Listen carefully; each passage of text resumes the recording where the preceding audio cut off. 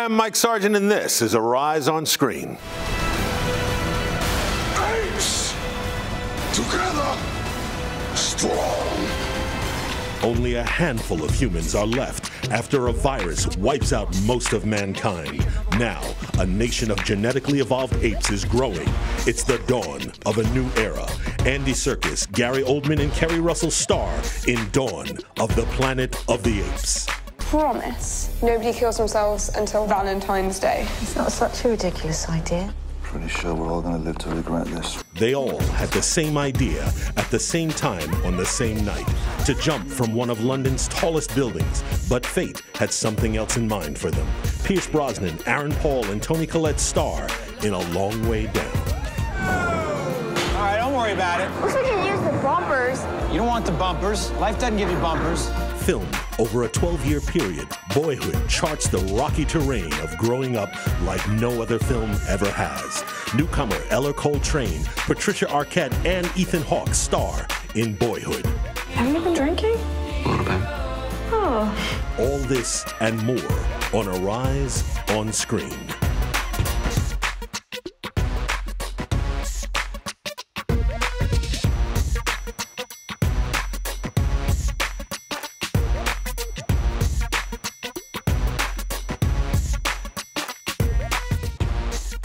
Hello, I'm Mike Sargent, and welcome to Arise on Screen, your global home for films both on screen and behind the scenes. Let's get to it. First with this week's box office winners. Transformers: Age of Extinction tops the box office this week, followed by Tammy, How to Train Your Dragon 2, 22 Jump Street, and Earth to Echo rounds it out in the number 5 spot. And in movie news, I want my music to go inside the soul of a person. Andre Benjamin gets inside the soul of music legend Jimi Hendrix in the new biopic, Jimmy, All Is By My Side. From 12 Years a Slave, Oscar-winning writer-director John Ridley, the film covers the highs and lows of Hendrix's musical climb right before he became a rock legend.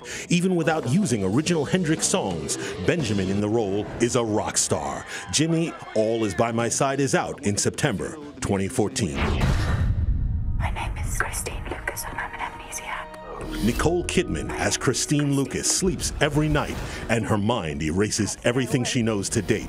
But Lucas is still haunted by her past and all the people in it until one day things change. The psychological thriller stars Colin Firth and Mark Strong. Before I Go to Sleep opens later this summer. I didn't expect to fall in love with you and I did. Where are you going tonight? Bit of advice. Be careful. In the provocative thriller, Addicted, a successful businesswoman, played by Sharon Leal, is juggling her dream husband, Boris Kodjoe, with extramarital affairs she can't resist. Based on the best-selling novel by erotic fiction writer Zane, Addicted explores love, temptation, and the dangers of risking it all. I got no strings to hold me down, to make me fret or make me frown. I hit strings, but now I'm free. There are no strings on me. And finally, Pinocchio, the wooden puppet who wanted to be a real boy, lost his voice this week when Richard Percy Jones, who voiced the character in Disney's 1940 animated film, died last week. Richard Percy Jones was 87 years old. There are no strings on me. and in festival news, the 15th annual Latin Beat Film Festival kicks off this week in New York City. Featuring 16 films, including 14 New York premieres, the festival boasts films from Argentina to Costa Rica. One of the features, Cristo Rey, tells a modern love story, a take on Romeo and Juliet that deals with Haitian immigration in the Dominican Republic, where 1 million Haitian exiles live. The film's director is the first Dominican woman to direct a feature film in her country. Today, I'm joined by Emmy-winning film critic and high school junior, Jackson Murphy. He's the creator of the blog LightsCameraJackson.com, and artist, filmmaker, international film critic from Italy, Chiara Spagnoli-Gabardi. Hello. So welcome back, both of you. Very much. I'm very glad to see you here. Yeah. First, we have to talk about this really interesting new app. It's called Run P. And it's perfect because we're going to be talking about a really long movie. And the whole idea behind the app is that if you turn on the app while you're in the movie, it lets you know what are the best times to go run and pee. Literally. And it's literally, and it's kind of fun because what you can do, and I used it when I was in Boyhood, and you sit there and it'll tell you, like, it'll give you like a 1 minute or a 2 minute warning alert. Really? Saying, Was like, it you useful? Can go. Well, I didn't have to go to the bathroom, but it would, if I did, that's what I would have done. I'm just not a fan of this. First of all, I'm not a fan of cell phones being used in a movie theater. I think that's really they make it specific. They tell you to turn it down, turn it on vibrate, and keep it down. They're just trying to cover themselves with that. Maybe this is more useful beforehand. Maybe you look at it and they give you some cues as to when you can go during the movie, but you look at it before you go into the theater. But honestly, just hold it in. It really, I don't see the point to this. Well, I really don't. There's a movie coming out that you would. There's a movie called Ambience. Do you know about this film? It's 720 hours. It takes 30 days to watch.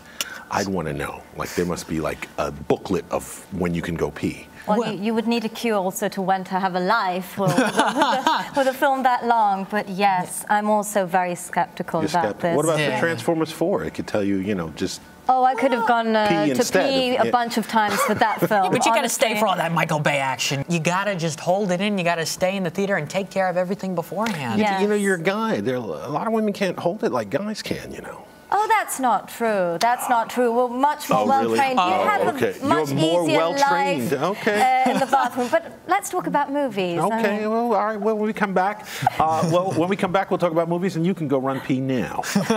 Now's that time.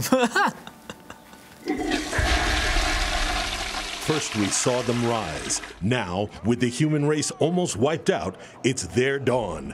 Gary Oldman, Kerry Russell, and Andy Serkis star in Dawn of the Planet of the Apes. Next on Arise on Screen. So what we do is we bring together experts and analysts and thought leaders and CEOs in companies across many industries to not only provide the macroeconomic view, but news everyday people can use. We don't mean any harm!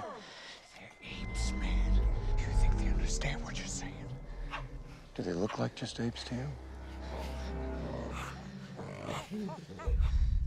Dad. Malcolm, what are you doing? Dad. Malcolm. It's okay.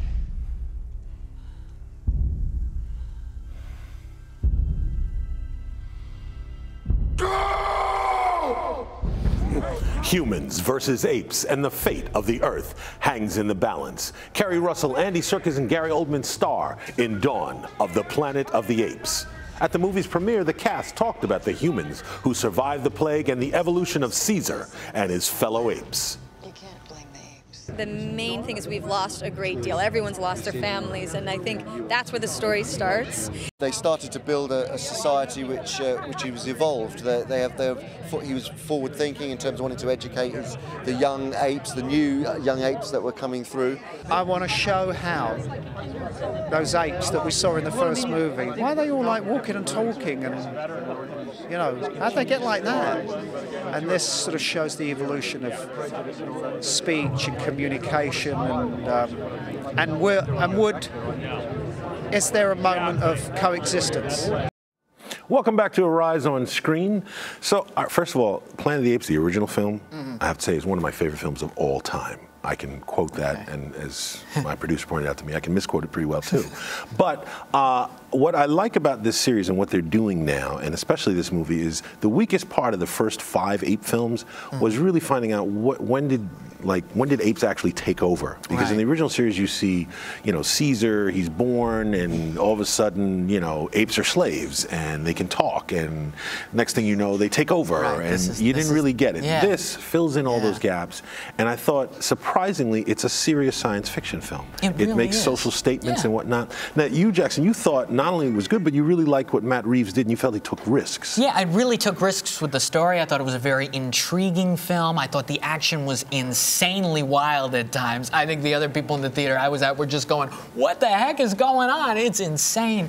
And I think really Andy Serkis let's start pushing him for a Best Actor nomination now, because what he can do with the motion capture and what the director allows him to do really is incredible. Well, now, for you, you felt that it was hard sometimes to distinguish the apes from each other. When they spoke, you get it, but you actually enjoyed the apes' performances better than the actual human actors. Yes, they were terrific. And to be in line with Jackson, I thought the plot was very well written, because it had some elements of Shakespeare and the great Greek tragedies, how these oppositions and these two species, the human race and apes, came together, but in the end they were tackling the same difficulties. I like that idea, all the Shakespeare's redone as apes. Yes, I like that. somehow I had that sensation.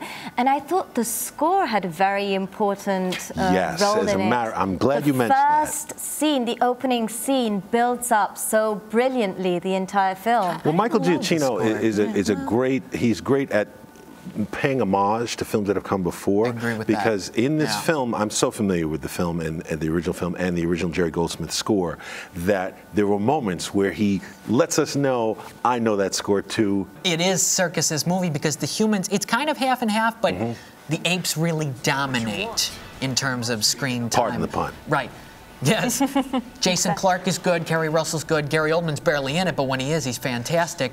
But this is about the apes and the humans interacting with each other, and the clashing does surprisingly work well. It does, and I will say this, because I spoke to another fellow critic, and he tore the movie apart. And I felt it was epic, and at the same time, it told little small stories that were powerful and touching. And your voiceover narrations for Dawn were really dramatic. Perfect for this film, All right, we're going to move on. Our next film is Rage, starring Oscar winner Nicolas Cage and Danny Glover, and it tells the story of a man with a dark past whose teenage daughter is kidnapped, and he will stop at nothing to find out who did it.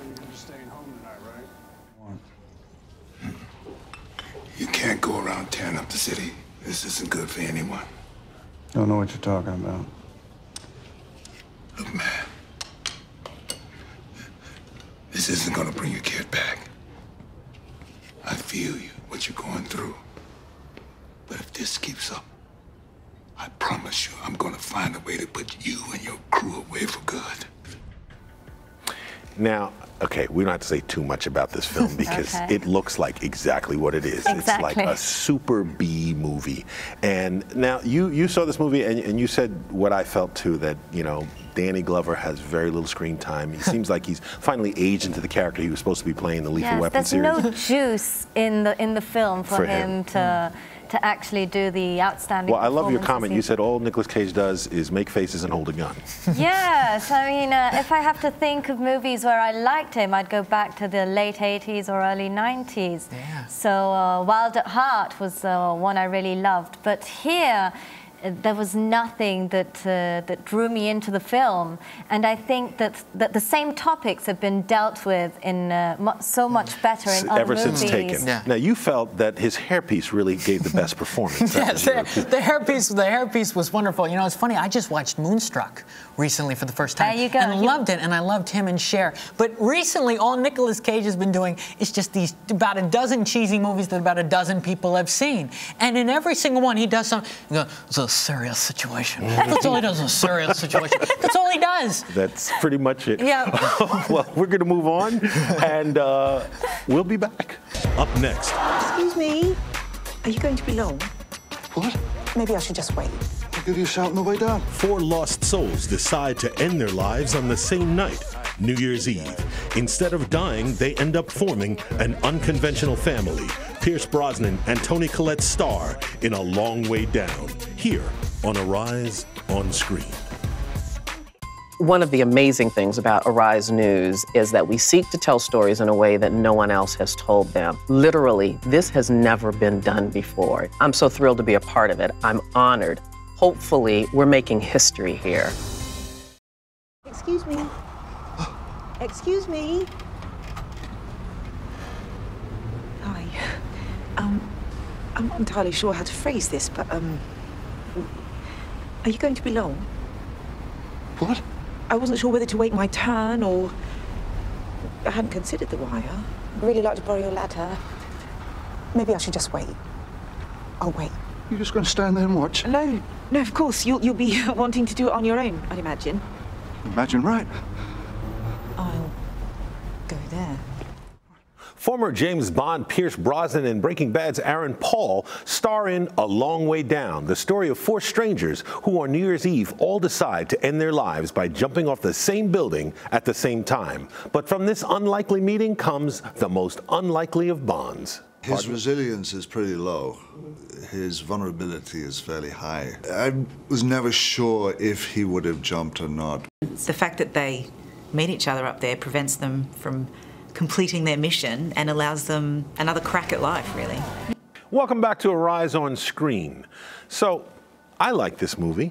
You know, I like the cast. I thought the premise was good. I mean, it's kind of a premise where, okay, once you know the plot, you kind of know where it's going to go. You know that they're going to almost kill themselves. You know they're going to find a reason to live. You know they're going to find a way to get in together. They're kind of a family, and it's fun and heartwarming, and hopefully the fun is in the telling. I'm kind of 50-50 on this movie. I think, now you, Kiara, you thought it lived up to its premise. I thought it sort of kind of did. It lived up to its premise and promise. It's predictable, as you said, but in a very appealing way. I think it's somehow a sort of dark fairy tale because there are some paradoxes in it, but it also focuses on the frailty of all of us. So you as bought people. the reasons they wanted to kill themselves and the reasons they wanted to live. So of course it's enhanced, but there are some little elements where each one of us can perhaps empathize. So I liked it. For you, you didn't buy it. You thought it was corny. It just didn't work for you. It tried to be a comedy, and then it tried to be a drama, and it went back and forth. And this is a really serious subject. So the comedy aspects didn't work. I just didn't find it believable. I really liked the cast. I thought Toni Collette, whose character has to deal with some pretty tough situations, has a few shining moments, but that's pretty much it. Just not very believable, not very entertaining or dramatic enough to be really engaged. So you don't see this film as gaining much of an audience or doing much at the box office? No, I don't think it really can. I thought Aaron Paul and Imogen Poots, they were in Need for Speed together, which their relationship was good in that, but the movie was terrible. You get kind of the same thing here. This really isn't going to find an audience. I can kind of agree with that. I think Toni Collette at least had something to do, unlike in Tammy, where she just kind of sat there. And was just staring at the dinner table, Her and others, yes. Her and others, exactly. Well, you know, I like seeing Pierce Brosnan do roles that stretch himself a little bit. I didn't think this was much of a stretch for him. And like he said in his interview, I didn't really necessarily buy that he was going to kill himself. I could see that he was unhappy, but... Kind of a little bit. Kind of a little bit. I can see that this was probably a very engaging novel because if you meet these characters, you have to take time to get to know them. But as a film, I will say that it was a little bit flat. Enjoyable, light, but like ginger ale, nothing special. Ginger ale. We're going to move on. Suicidal ginger ale. Fatal. All right, well, ginger ale with a little arsenic. Our next film is a music documentary made in America. It chronicles a one-of-a-kind music festival that mixes musical genres. And it's created by rap superstar Jay-Z and directed, amazingly enough, by Academy Award winner Ron Howard. Allow me to reintroduce myself.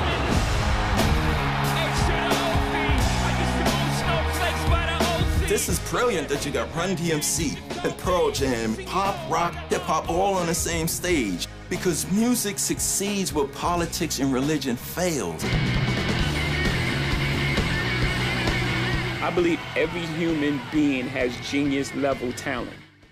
See, I like this movie, and I enjoyed it. I did sit there kind of wondering why Ron Howard picked this film to do. I thought that it was interesting. It's really more, I wonder who the audience is, because it's more of a Jay-Z documentary, because if you're a Pearl Jam fan, you get a few minutes of Pearl Jam, you get a few minutes of The Hive, you get a few minutes of Skrillex, not much. You probably saw more of Run DMC than you did of anybody else. And so if you're a hip-hop head, you probably like this more, but if you're into rock and roll, maybe not. But that also made me wonder about the concert and who really was this concert for, other than Jay-Z's vision. You liked it. It's not a traditional concert documentary film, music documentary film, because it's not just about one person. No. There's a lot of music here from all the different artists. Ron Howard's known for these really good dramas. Frost Nixon, I thought, was fantastic. This is something out of his comfort zone. He's in this film a lot, which is, I thought, a little bit distracting from it. There's a lot of nice messages, I think, from some of the artists that make it work. It's a little scattered. That's, I think, its biggest problem. Well, now, I think you liked it even more because you were inspired. You were inspired by the idea of seeing people who have fulfilled their dreams. Exactly. And as a European, I always have this ideal of America as the land of opportunity. And this film... The streets are paved with gold, by the way. Oh, yes. I actually jumped and bumped into them. Yes, that was what I loved about it. And the fact that you could see all the steps of the way that each of these really established artists had to go through to become so famous and so well accomplished, and the depiction that dreams take a lot of work. So. Yes. Well, what I enjoyed also for me was learning about some new artists and actually seeing some. I think probably of anybody standing out, Run DMC and Jill Scott, I think came across the best because Jill Scott's pretty amazing, and she has a few moments in there that really stand out. Well, we want to ask you, if you were making a music documentary, what bands would you include? Hit us up on our Facebook page, Arise on Screen, and tweet us too. Up next, more movie reviews of this week's releases. You're watching Arise on Screen. I'm your first concert in 10 years. I'm like, well, can we get it?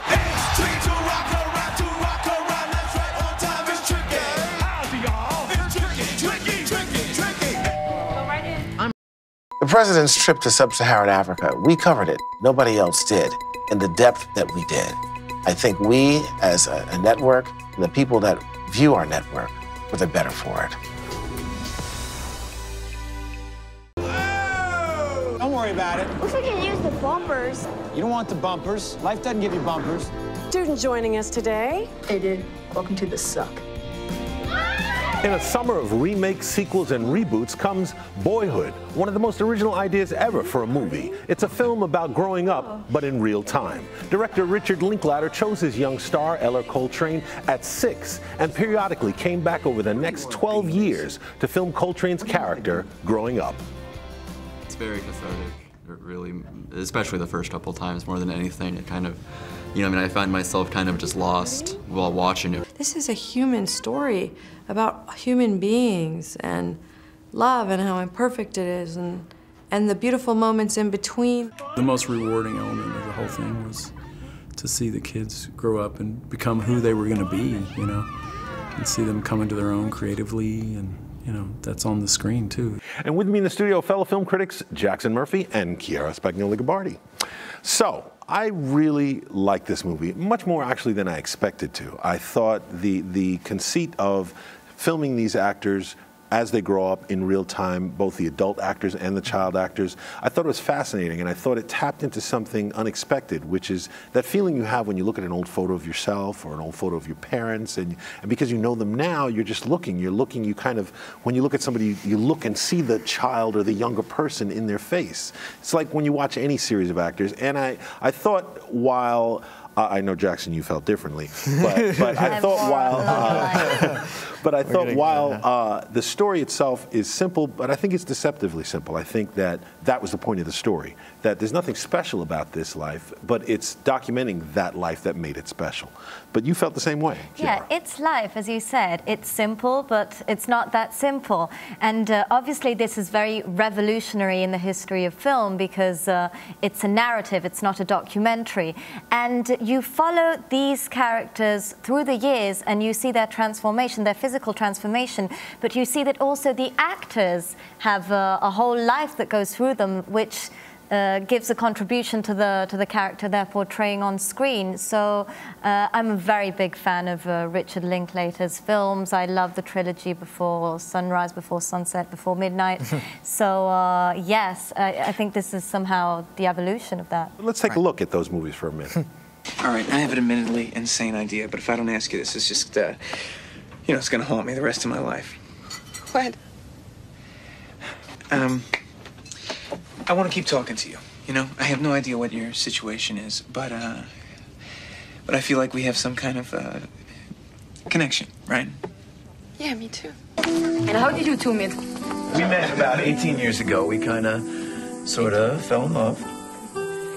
And a decade later, we ran into each other. No. You wrote a book, and I read about it and went to look for it. Oh, that's pretty romantic. So I think that this film couldn't have existed without him seeing that, and the series, the Up series, that Michael Apted did that has been chronicling these group of kids from the time they were 7 years old till now they're in their 60s, I think, at this point.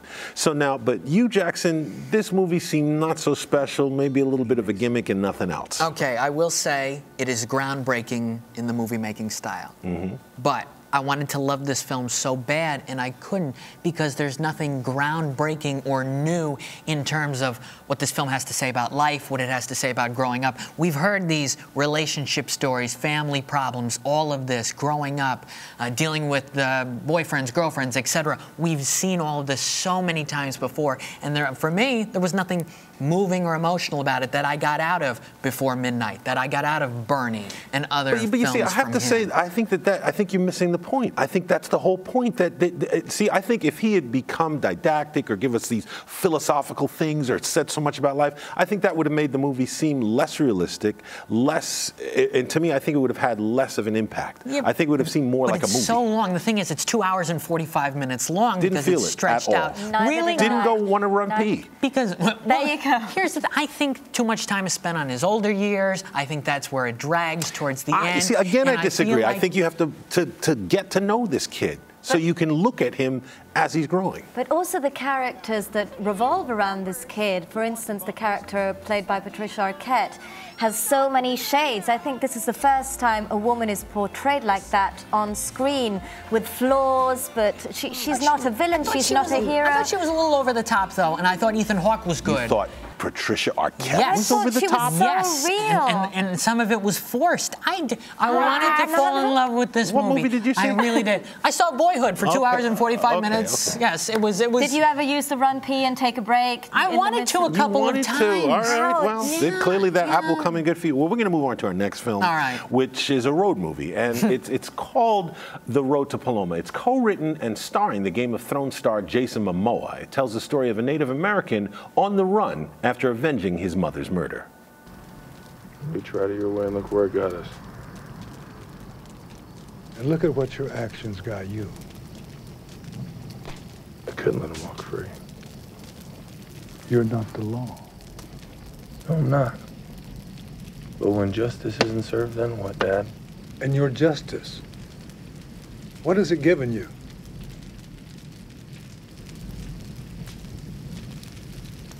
When they catch you, it'll be life.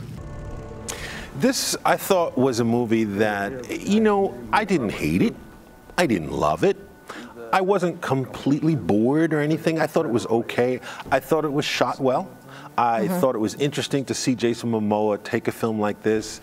You know, I did question the relationship between him and the other biker he becomes friends with. And I think, Jackson, I think you bought that part of it fairly easy, and that whole biker culture, even though it seemed a little Easy Rider dated to me. Right, yeah. This was very similar to another film out recently called The Rover, which not that many people saw either. In tone, in setting, that kind of atmosphere. This just didn't have a lot of bite to it. It wants to do certain things. It never quite gets there. Never quite gets there. It kind of drifts away. All right. And I but you like that drifting Yes, feeling. it wasn't pretentious. It didn't want to put too many elements. I thought it was brilliantly shot. He had a wonderful handling of the camera, the cinematography as well, and the music. Lisa Bonet, I thought they had great chemistry. Well, they do in real life, obviously. Yes, but that's not always the case. Think of Melissa McCarthy and Ben Falcone and Tammy. They did not have good chemistry on the set. So. All right. Well, I don't know how much money that this movie will make. Let me put it like that. But speaking of money, okay, this has been one of the worst 4th of July box offices ever, where all these movies that they thought were going to be huge, and keep in mind, 4th of July used to be Will Smith's, he owned it. Oh, that's right, yes. But, you know, what's your take? Why do you think that nobody went? I expected this to happen because Tammy and Earth's Echo and Deliver Us from Evil, they're not designed to be summer blockbusters. They're designed to make basically the amounts of money they did over 4th of July weekend. Tammy was on a $20 million budget. It did 35, so it's profitable, even though people say it's a disappointment. But past years, we've had Despicable Me 2, and even The Lone Ranger last year, which bombed, still did better than these movies. Well, did. Transformers, Dark of the Moon, that made $97 million. Correct. Which is probably more than everything at the box office made when that came out. Yes. What's your take on why? I don't know, maybe if it's perhaps the World Cup or the fact that the weather was so nice and people see, that's my thought, theory. let's go and have Winter a was trip, so long. considering the movie tickets are becoming so expensive. So by the time you bring all your family and have dinner out, you might as well take a trip out of town. So all right. Well, next time you want to take a trip, come take a trip with us and watch this show. I'm Mike Sargent. We'll be back next week to talk more movies here on Arise on Screen.